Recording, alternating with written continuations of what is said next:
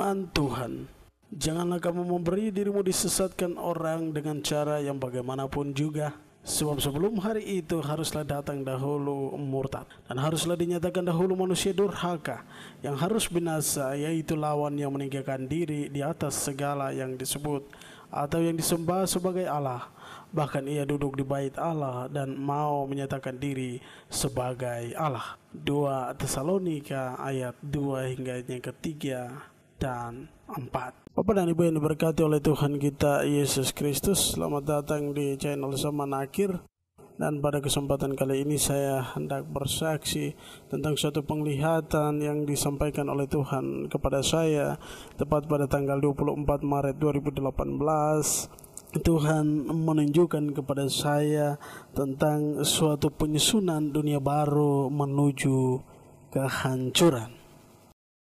Pesan penglihatan Tuhan ini disampaikan kepada saya pada saat bulan Maret 2018, dan pada malam itu saya usai berdoa dan hendak tidur, dan di tengah tidur saya saat itu Tuhan membawa roh saya ke suatu tempat seperti suatu gedung yang sangat besar dan selalu dipakai untuk pertemuan duta-duta negara sedunia.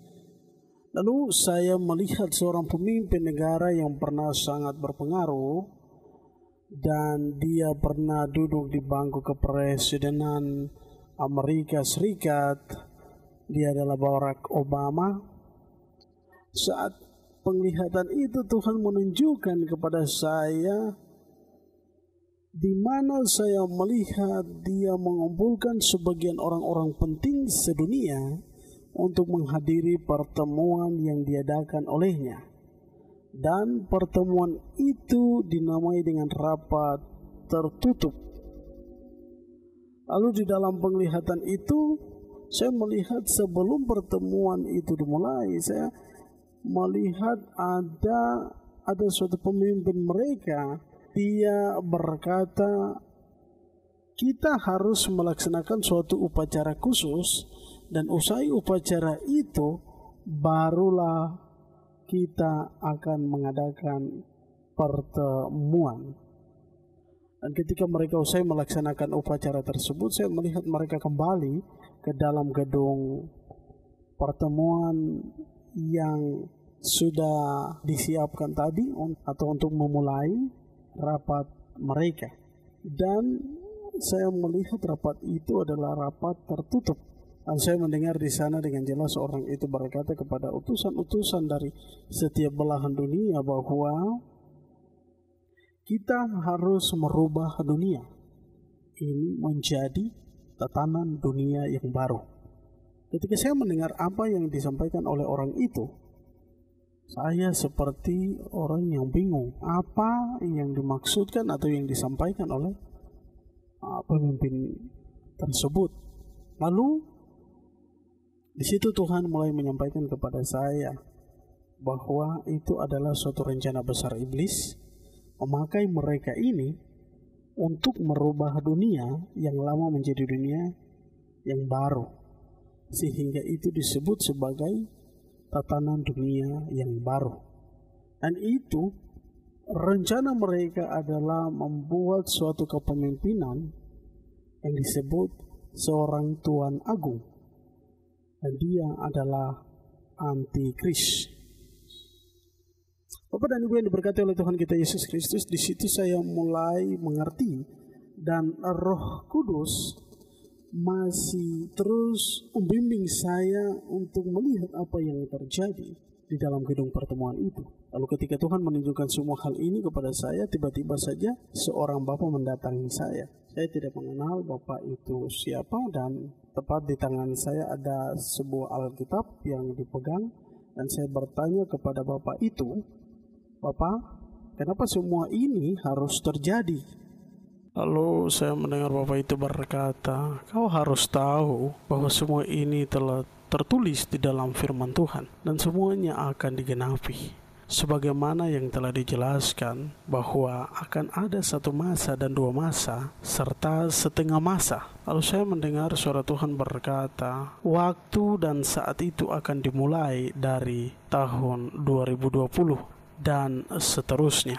Bapak dan Ibu yang diberkati oleh Tuhan kita Yesus Kristus, ketika saya dibawa ke tempat itu dan melihat apa yang hendak Tuhan singkapkan kepada saya di situ, saya pun dibawa kembali. Saya terbangun dari tidur saya dan menulis semua pesan penglihatan Tuhan ini di dalam buku penglihatan saya. Dan inilah kesaksian saya tentang suatu rencana besar untuk membentuk tatanan dunia baru yang akan menuju pada kehancuran. Bapak dan Ibu yang diberkati oleh Tuhan kita Yesus Kristus, saya juga mau menyampaikan kepada Bapak dan Ibu serta saudara-saudara sekalian bahwa dari kesaksian ini kita mau belajar bahwa di zaman dan saat-saat terakhir ini kita akan banyak mengalami berbagai keadaan di zaman ini. Dan ingatlah bahwa rencana besar si iblis itu adalah membentuk suatu tatanan dunia baru yang akan ditandai dengan bilangan seorang manusia.